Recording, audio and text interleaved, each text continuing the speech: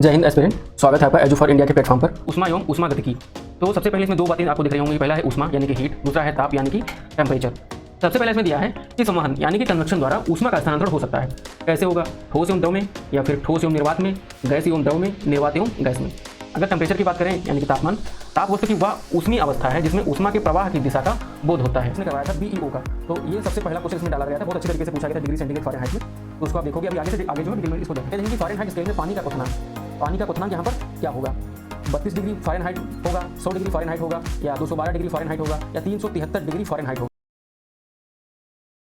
जय हिंद एस्पिरेंट, स्वागत है आपका एजू फॉर इंडिया के प्लेटफॉर्म पर।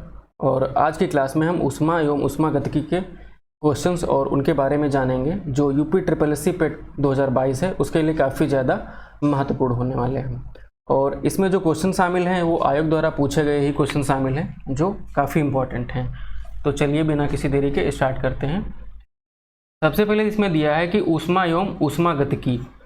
तो सबसे पहले इसमें दो बातें आपको दिख रही होंगी। पहला है ऊष्मा यानी कि हीट, दूसरा है ताप यानी कि टेम्परेचर।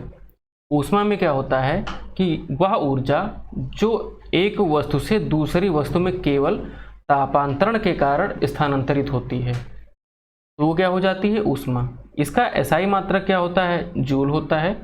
सामान्यतया ऊष्मा के लिए एक अन्य मात्रक कौन सा? कैलोरी प्रयोग किया जाता है। अगर टेम्परेचर की बात करें यानी कि तापमान, ताप वस्तु की वह ऊष्मीय अवस्था है जिसमें ऊष्मा के प्रवाह की दिशा का बोध होता है। ऊष्मा सदैव क्या होती है? अधिक ताप वाली वस्तु से कम ताप वाली वस्तु की ओर स्थानांतरित होती है। अब हीट और जो आपका ताप है यानी कि टेम्परेचर, उसमें क्या डिफरेंस है?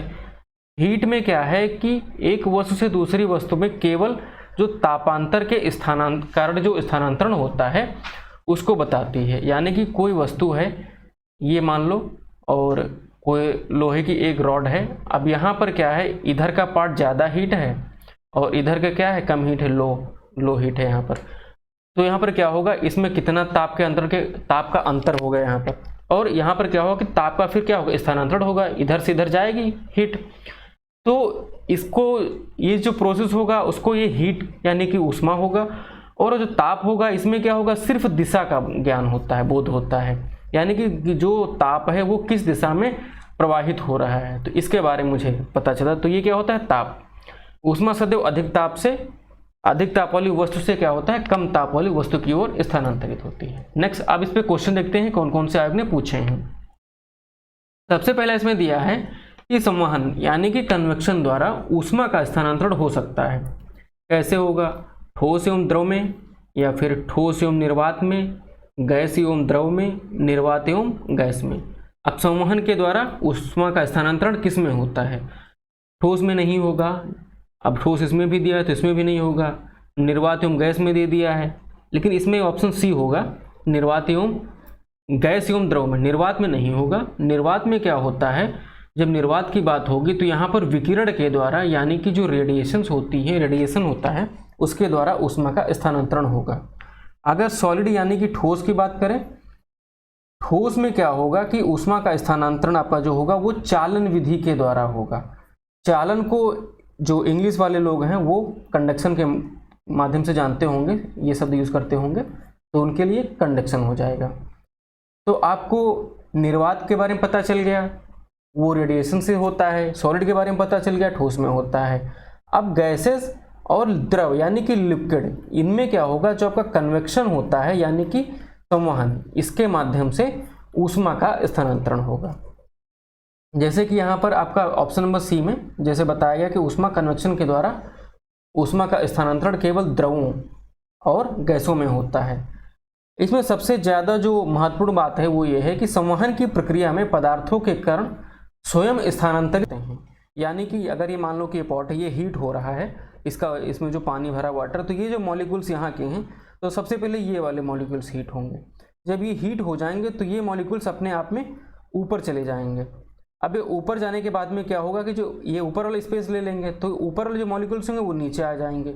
और ये प्रोसेस कन्वेक्शन का तब तक चलता रहेगा, मॉलिक्यूल्स ऊपर नीचे होते रहेंगे जब तक ये पूरा पानी इक्वल हीट ना हो जाए, तब तक ये प्रोसेस चलता रहेगा। तो ये क्या हो जाता है, संवहन होता है। आगे देखते हैं। अगला जो क्वेश्चन है इसमें कह रहा है कि कितना तापमान होने पर पाठ्यांक जो होता है पैमाने का सेल्सियस यानी कि जो आपका डिग्री सेल्सियस लिखते हो और फ़ारेनहाइट यानी कि डिग्री फ़ारेनहाइट लिखा जाता है, तो ये क्या होगा, तापमापियों में एक ही होंगे। तो इसमें ऑप्शन नंबर ए आपका सही उत्तर होगा, यानी कि माइनस जो आपका 40 है ये आपका सही उत्तर होगा। इसके बारे में थोड़ा जानते हैं कि -40 डिग्री सेंटीग्रेड एक ऐसा तापमान है जो डिग्री सेंटीग्रेड यानी कि इसको इस तरीके से डिनोट करेंगे डिग्री सेल्सियस, और डिग्री फ़ारेनहाइट तो यानी कि डिग्री आपका और ये फ़ारेनहाइट इस तरीके से डिनोट करेंगे। यहाँ पर क्या होंगे, समान होंगे।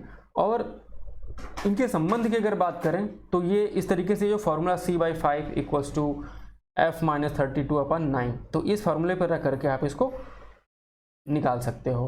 और ये अभी जो 2020 में एक क्वेश्चन पेपर हुआ था, यूपी पीसीएस ने करवाया था BEO का, तो ये सबसे पहला क्वेश्चन इसमें डाला गया था, बहुत अच्छी तरीके से पूछा गया था डिग्री सेंटीग्रेड फ़ारेनहाइट में, तो उसको आप देखोगे। अभी आगे जो है डिटेल में इसको देखेंगे। आगे जो क्वेश्चन दिया है इसमें दिया है कि निम्नलिखित में से किस ऊष्मा अंतरण के द्वारा, अंतरण विधि है ये कौन सी है जिसके द्वारा पृथ्वी को जो है ऊर्जा सूरज से प्राप्त होती है, वो कौन सा है, विकिरण होगा या चालन होगा या संवहन होगा। मॉडुलन तो हो नहीं सकता, ये मॉड्यूलेशन तो अलग थ्योरी है, फिजिक्स में ही है, वो अलग है, उसको बाद में देखेंगे।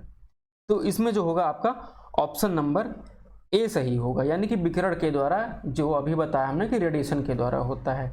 चालन क्या होता है, चालन आपका हो जाता है कंडक्शन के द्वारा, तो उसमें क्या होगा, इसमें जो सॉलिड आपका होता है यानी कि जो ठोस होंगे उनमें ऐसे ऊष्मा का स्थानांतरण होता है, यानी कि चालन विधि द्वारा। अब संवहन विधि द्वारा इसमें अभी आपने पढ़ा था कि द्रव के माध्यम, द्रव में हो सकता है और किस में होगा, गैसों में हो सकता है, ये संवहन के द्वारा। आगे देखते हैं, डिटेल में थोड़ा सा दिया हुआ है, आप जान लीजिए इसके बारे में, यहाँ से सीधे सीधे क्वेश्चंस निकल आएंगे आप एग्जाम के लिए।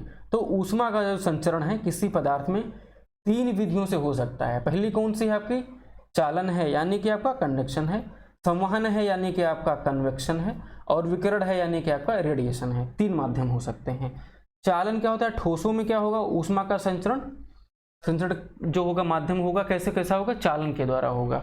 अब इसमें क्या होगा कि ठोस पदार्थों के अणु बिना अपना स्थान छोड़े ऊष्मा को एक अणु से दूसरे अणु तक स्थानांतरित करते हैं। कैसे होगा, अब मान लो कि ये एक लोहे की रॉड है या फिर कोई स्लेट है, अब यहाँ के मॉलिक्यूल्स हीट होंगे, तब ये वहाँ जा तो नहीं सकते ना, नहीं जाएंगे, कोई सवाल ही नहीं पैदा होता, क्योंकि लिक्विड नहीं है, ये सॉलिड है। अब क्या होगा कि जब इसको हीट मिलेगी तो ये क्या करेगा, इसके इलेक्ट्रॉन हीट होकर के अपने बगल वाले इलेक्ट्रॉन को हीट करेंगे, और वो हीट होकर के बगल वाले इलेक्ट्रॉन को हीट करेगा, यानी कि वो बिना अपनी जगह छोड़े ऊष्मा का स्थानांतरण करते रहते हैं। और ये आदान प्रदान तब तक चलता रहेगा जब तक पूरी रॉड यानी कि आपकी पूरी छड़ है, जब तक बराबर पूरी हीट नहीं हो जाती, इक्वल हीट नहीं हो जाती, तब तक ये चलता रहेगा। आगे अगर संवहन की बात करें, इसमें क्या होता है कि तरल यानी कि आपके लिक्विड, फिर यूँ गैसीय पदार्थों में इस विधि में जब ऊष्मा का संचरण होता है तब क्या होता है कि गर्म अणु अपना स्थान छोड़ने लगते हैं, जैसा कि हमने पहली बार क्वेश्चंस में बताया था, और उनका स्थान क्या करते हैं कि ठंडे अणु ले लेते हैं। और ये जो प्रोसेस चलता रहता है अणुओं के स्थानांतरण होने का, ये क्या होता है आपका संवहन, और ये तब तक चलेगा जब तक सारा द्रव या गैस तब पूरी तरीके से हीट नहीं हो जाता, यानी कि बराबर बराबर गर्म नहीं हो जाते। अब विकिरण की बात करें तो मैंने बताया था कि जो सोलर रेडिएशन है उसके द्वारा अर्थ कैसे गर्म होती है, तो रेडिएशन होता है यानी कि उसको विकिरण बोलते हैं, उसके माध्यम से आपको यहाँ पर हीट मिलती है। सूर्य का प्रकाश विकिरण के माध्यम से पृथ्वी तक पहुँचता है। सबसे इम्पॉर्टेंट बात ये है कि ऊष्मा के संचरण के लिए किसी माध्यम की आवश्यकता नहीं होती है। वो कौन सा होगा, वो याद रखना, आपका विकिरण होगा। इस तरीके से क्वेश्चन आपका बन सकता है। आगे देखते हैं क्वेश्चन जो दिया है कि अन्य परंपरागत तरीकों की तुलना में प्रेशर कुकर में खाना बनाने का काम तेजी से क्यों होता है। अब इसके पीछे क्या लॉजिक है कि अलग तरीके से बनाएं तो उसमें ज़्यादा टाइम लगेगा, जबकि प्रेशर कुकर में बनाते हैं तो जल्दी से खाना बन जाता है। तो इसका जो सीधा सीधा ऑप्शन होगा तो सी होगा। इसमें क्या होगा, कुकर के अंदर क्या हो जाता है, उच्च दबाव पहली बात तो बनता है, फिर क्या होगा, अधिक क्वथनांक होगा, यानी कि आपका जो बॉइलिंग पॉइंट होता है क्वथनांक वो भी बढ़ जाता है। इसी की वजह से क्या होता है, तेजी से खाना बन पाता है। इसको डिटेल में देखते हैं कि अन्य परंपरागत तरीकों की जो खाना जो होता है उससे जल्दी पकता है किसमें, प्रेशर कुकर में, क्योंकि यहाँ ढक्कन की बनावट के कारण क्या होता है, दाब बढ़ जाता है और क्या होता है, क्वथनांक यानी कि बॉइलिंग पॉइंट ये भी क्या होता है, अधिक हो जाता है, बढ़ जाता है, इंक्रीज हो जाता है, इसलिए खाना जल्दी पक जाता है। अब अगर आपसे पूछा जाए कि प्रेशर कुकर का आविष्कार किसने किया था, तो ये थे डेनिस पॉपिन, इन्होंने प्रेशर कुकर का आविष्कार किया था। आगे क्वेश्चन देखते हैं कि जब जल जमता है तो इसका घनत्व क्या होता है, यानी कि डेंसिटी क्या होता है। तो ये क्या होता है, जल जब जमता है तो समान रहता है, घनत्व समान रहता है। ऑप्शन नंबर सी आपका सही उत्तर होगा, जैसा यहाँ पर आप देख रहे हो। जब जल जमता है तो उसका क्या होता है, घनत्व घट जाता है तथा आयतन बढ़ जाता है। ठीक है, इसी तरीके से क्या होता है कि मोम और घी पिघलने पर क्या होता है, इनका आयतन क्या होता है, बढ़ जाता है। आगे देखेंगे फ़ारेनहाइट स्केल में पानी का क्वथनांक, पानी का क्वथनांक यहाँ पर क्या होगा, 32 डिग्री फ़ारेनहाइट होगा, 100 डिग्री फ़ारेनहाइट होगा, या 212 डिग्री फ़ारेनहाइट होगा, या 373 डिग्री फ़ारेनहाइट होगा। इसके बारे में जान लेते हैं कि जो वाटर होता है आपका पानी, इसमें क्या होता है, यानी कि इसका हिमांक यानी इसका जमने का जो होता है कितना डिग्री सेंटीग्रेड हो, तो 0 डिग्री सेंटीग्रेड, या फिर आपका फ़ारेनहाइट में बात करें तो 32 डिग्री फ़ारेनहाइट आपका ये होगा पानी का। अगर बात करें कि जो ह्यूमन बॉडी होती है, मानव के शरीर का जो तापमान होता है, तो अगर डिग्री में बात करें तो ये आपका ये हो जाएगा 37 डिग्री सेल्सियस, यानी कि 37 डिग्री सेल्सियस, या फिर अगर फ़ारेनहाइट में बात करें तो 98.6 डिग्री फ़ारेनहाइट। अगर कभी एग्जाम में अप्रॉक्स में यानी कि लगभग में भी आए तो आप यहाँ पे इसको देख करके उत्तर कर सकते हो। फिर देखें कि पानी का जो क्वथनांक होता है, यानी कि आपका जो बॉइलिंग पॉइंट होता है, ये क्या होता है, डिग्री में तो 100 डिग्री सेल्सियस होगा, लेकिन अगर फ़ारेनहाइट में बात करें तो ये 212 डिग्री फ़ारेनहाइट होगा, यानी कि यहाँ पर उत्तर कौन सा हो जाएगा आपका, 212 डिग्री फ़ारेनहाइट हो जाएगा। यहाँ पर जैसे दिया है ऑप्शन नंबर सी, यहाँ पर आपने देखा। फिर क्या है कि देखिए, जैसे हमने बताया कि जल का हिमांक सेल्सियस पैमाने पर क्या होगा कि 0 डिग्री पर होगा, फ़ारेनहाइट में क्या होगा, फ़ारेनहाइट पर 32 डिग्री फ़ारेनहाइट होगा, लेकिन केल्विन पैमाना क्या होगा, 273 केल्विन होगा। जबकि जल का क्वथनांक यानी कि आप बॉइलिंग पॉइंट जिसको बोलते हो वो 100 डिग्री सेंटीग्रेड होगा, फ़ारेनहाइट पर 212 डिग्री फ़ारेनहाइट होगा, और केल्विन पैमाने पर 373 केल्विन होगा। आगे देखते हैं कि तापगतिकी का प्रथम नियम सामान्यतया किससे संबद्ध होता है। अब एग्जाम ने ऐसे सीधे सीधे पूछ लिया, अब ऐसी कोई चीज़ यहाँ पर नहीं है कि आपको पता ना, आपको पता है, बस सिर्फ यहाँ पर एक वर्ड का खेल है, तापगतिकी का नियम। तापगतिकी का प्रथम नियम वो कौन सा होगा, चार्ल्स का नियम होगा, या फिर न्यूटन के शीतलन का नियम होगा, ऊष्मा विनिमय के नियम होगा, या फिर ऊर्जा के संरक्षण का नियम होगा। तो यहाँ पर याद रखना कि ऑप्शन नंबर जो आपका डी है वो सही उत्तर होगा, यानी कि ऊष्मा के संरक्षण का नियम। इसको विस्तार में देखते हैं कि तापगतिकी, अगर वहाँ पर ऊष्मागतिकी लिख देता तो आसानी से सब लोग कर सकते थे, लेकिन तापगतिकी करके थोड़ा सा इसको टफ करने की कोशिश की, यानी कि तापगतिकी कहे या फिर ऊष्मागतिकी कहे, एक ही चीज़ होती है। इसका प्रथम नियम सामान्यतः क्या कहता है, ऊर्जा संरक्षण के नियम से संबद्ध है, क्योंकि इसमें क्या होता है कि इस नियम के अनुसार क्या होता है, ऊर्जा ना तो उत्पन्न किया जा सकता है और ना ही नष्ट किया जा सकता है। बस क्या होता है, एक जो फॉर्म होता है उसको चेंज करके दूसरे फॉर्म में बदल दिया जाता है, और कुछ नहीं किया जाता है। तो यही क्या है, ऊष्मागतिकी का प्रथम नियम, यानी कि तापगतिकी का नियम। फिर देखते हैं कि ऊष्मा का एसआई मात्रक क्या है, तो ऊष्मा का एसआई मात्रक क्या हो जाएगा, जूल हो जाएगा। डिटेल में देखते हैं कि ऊष्मा एक प्रकार की ऊर्जा है जो पदार्थ के मध्य तापांतर को व्यक्त करती है, ये हमने पहले क्वेश्चन में देखा था। फिर इसमें क्या है कि ऊष्मा एक स्थान से दूसरे स्थान तक क्या होती है, स्थानांतरित होती है। स्थानांतरित मतलब होता है स्थान का अंतरण। मान लो कोई चीज़ यहाँ थी, यहाँ हो गई, यानी कि इस स्थान से स्थान का अंतर हो गया, बदल गई, तो इसको स्थानांतरण बोलते हैं, यानी कि डिस्प्लेस हो गई।